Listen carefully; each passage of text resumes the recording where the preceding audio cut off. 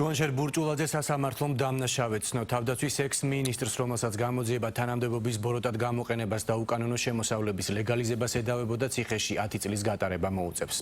8 წლით თავისუფლების აკვეთა მიუსაჯეს ამავე საქმეზე დაკავებულ გიორგი ხაინდრავას და ბურჭულაძის ცოლის ძმას ვასილ მხეიძეს. სამივე დაკავებულს პროკურატურამ დანაშაულის არაღიარების გამო საპროცესო შეთანხმებაზე უარი უთხრა. ერთადერთი, ვინც ბრალი აღიარა თავდაცვის სამინისტროს შესყიდვების დეპარტამენტის ყოფილი უფროსი იყო, ვლადიმერ გუდუშაურს პროკურატურასთან საპროცესო გარიგება დღეს დაუნდკიცდა.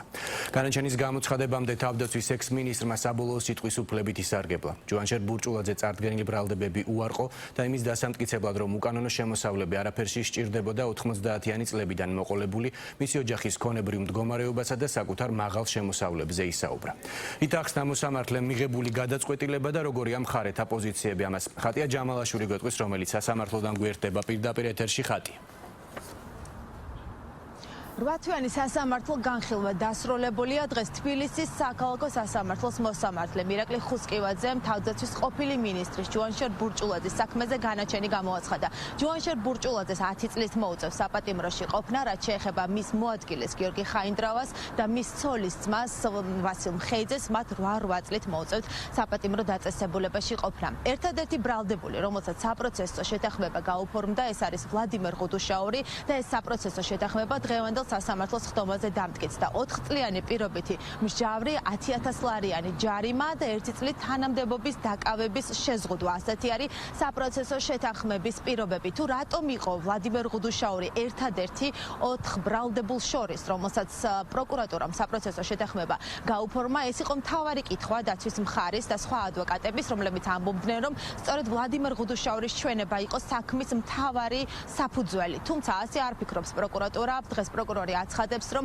ვლადიმერ გუდუშაურისთვის საპროცესო შეთანხმების გაფორმების მთავარი მოტივი გახდა მისი პოზიცია გამოძიების დაწყების თანავე, რომელიც მან დაიჭირა. ვლადიმერ გუდუშაურმა ითანამშრომლა სრულად საგამოძიებო უწყებასთან, აღიარა დანაშაული და მისცა ჩვენება. რაც შეეხება დღევანდელ სასამართლო პროცესს. დღევანდელ პროცესზე ბრალდებულებმა, უკვე მსჯავრდებულებმა საბოლოო სიტყვით ისარგებლეს. საბოლოო სიტყვით მიმართა დარბას ასევე თავდაცვის ყოფილმა მინისტრმა ჯუანშერ ბურჭულაძემ, რომელმაც ვრცლად ისაუბრა მის ქონებაზე. ის ცდილობდა, რომ აეხსნა, რომ მისი თანამდებობის დროს შეძენილი ქონება მის წარსულში ოჯახის სახელზე რეგისტრირებული ქონების გასხვისებით მოხდა და ეს ქონება იყო ლეგალიზებული. თუმცა საბოლოოდ სასამართლოს გადაწყვეტილებით ჯუანშერ ბურჭულაძეს ჩამოერთმევა ყველა ის ქონება, რომელიც მან თანამდებობაზე ყოფნის დროს შეიძინა და ასეთი არის ესპანეთში მისი ცოლის ნინო მხეიძის სახელზე რეგისტრირებული სახლი, ვილა მალაგას პროვინციაში, ასევე წყნეთში ჯუანშერ ბურჭულაძის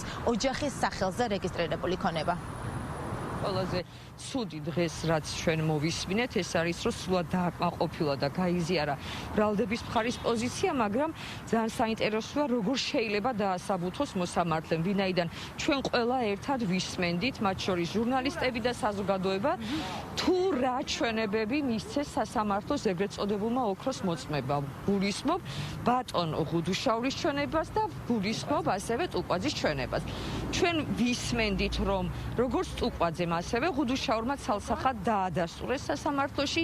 ეს ის მოწმეები არიან, რომლებისაც ჯერა როგორც სასამართლოს, ასევე პროკურატურას, რომლებმაც ცალსახად თქვეს, რომ ხაინდრავა არაფერ შუაში არ იყო. კანონის თანახმად სასამართლო თავად უნდა დარწმუნდეს, რამდენად შეესაბამება ეს პირობები ბრალდებულის ნებას და ბრალდებულმა დაადასტურა, რომ კი ეს პირობები შეთანხმებული იყო მასთან, ეს იყო მისი ნამდვილების გამოხატულება და შესაბამისად კანონის სრული დაცვით მოხდა ამის დამტკიცება. მის პოზიციაზე გეტყვით, რომ ვლადიმერ გუდუშაურმა აღიარა ბრალად წარდგენილი ქმედება და თქვა ის სიმართლე, რაც რეალურად ამ საქმეში არსებობდა და რაც დღეს დადასტურდა გამოცხადებული განაჩენითაც. შესაბამისად, ვინვის დაადო ხელი, ამაზე მე ვერაფერს ვერ გეტყვით, მაგრამ მან თქვა სიმართლე და ეს დღევანდელი განაჩენითაც დადასტურდა. აუცილებლად გავასაჩირებთ აღნიშნულ გადაწყვეტილებას. ფიქრობდით, რომ ნაწილობრივ მაინც მიიღებდა სასამართლო გონიურ გადაწყვეტილებას გამამართლებელ განაჩენს გულისხმობ. არ ველოდებოდით სულ გამამტყუნებელ განაჩენს, იმიტომ არ ველოდებოდით, რომ ბრალდება მხოლოდ დამოკიდებული იყო გუდუშაურის ჩვენებაზე.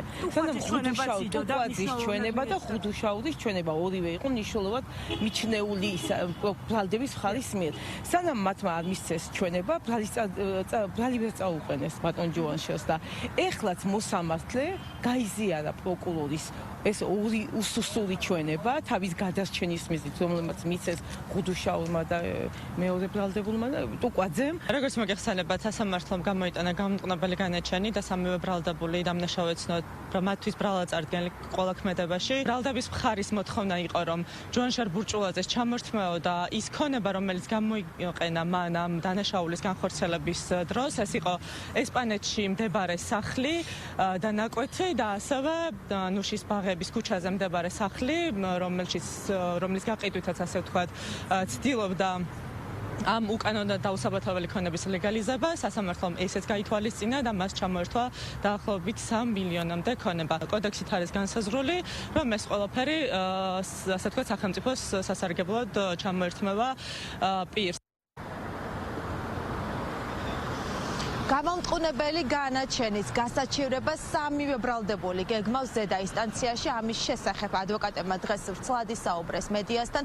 რაც შეეხება ჯუანშარ ბურჭულაძეს, ყოფილ თავდაცვის მინისტრს მას გამოძიება ედავებოდა სამსახურებრივი უფლებამოსილების ბოროტად გამოყენებას და უკანონო შემოსავლების ლეგალიზებას. რაც შეეხება ვლადიმერ ღუდუშაურსა და გიორგი ხაინდრავას, მათ დიდი ოდენობით თანხის გაფლანგვას და ამავე თანხის გაფლანგვაში დახმარებას, ასევე ზეგავლენით ვაჭრობას ედავებოდნენ. დღევანდელი განხილვა სასამართლო დასრულებულია. ჯუანშარ ბურჭულაძე 10 წლით, ვასილ მხეიძე და გიორგი ხაინდრავა 8 წლით აღმოჩნდებიან საპატიმრო დაწესებულებაში. მადლობა, ხატია ჯამალაშვილი საუბრობდა პირდაპირ ეთერში.